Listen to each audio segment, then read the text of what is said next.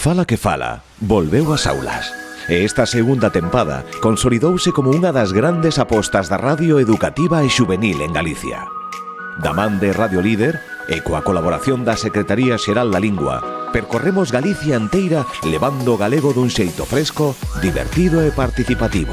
Durante meses, a nosa unidade móvil visitou centros educativos onde a radio, a música, o humor e, por suposto, o alumnado foron os auténticos protagonistas. Comezamos no IES Luís Seoane de Pontevedra, nun programa cargado de risas xunto a David Amor, que compartiu co alumnado o seu humor e tamén o seu amor pola lingua galega. E San Cristobo de Cea, no CPI Virxe da Saleta, vivimos unha mañá chea de xogos, retranca e aprendizaxe da man do escultor ourensán Acisclo Manzano. O Fala que Fala chegou tamén o IES Francisco da Viña Rei de Monforte de Lemos, cun programa marcado pola participación e o talento novo, acompañado da artista plástica Ana Isabel Álvarez Goyanes. En Teo, no IES Cacheiras, vivimos unha edición inesquecible coa visita do artista Mondra, ademais da alcaldesa de Teo, Lucía Calvo de Laúz, e do secretario xeral da Lingua, Valentín García.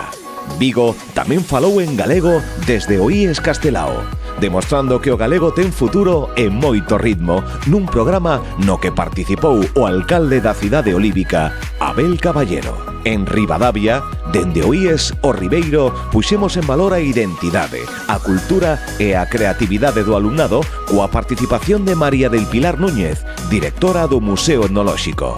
Friol converteu a radio nun auténtico espazo de encontro no CPI Doutor López Suárez, cun programa no que participou Rafa Casanova, presidente do Friol Club de Fútbol.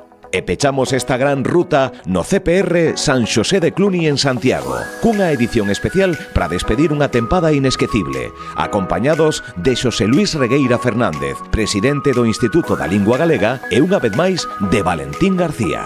Ao longo desta aventura non faltaron os concursos, os retos lingüísticos, as entrevistas, as recomendacións culturais, ni tampouco a mellor música galega. Porque Fala que Fala non é só un programa de radio. Tamén enchemos as redes sociais de reels con recomendacións en galego, así como coñecer as palabras favoritas en galego creando o noso Diccionario Galego da Líder para que soen durante toda a nosa programación. Grazas a todos os centros, profesorado, alumnado, convidados e colaboradoras que formastes parte desta segunda tempada. Isto foi Fala que Fala.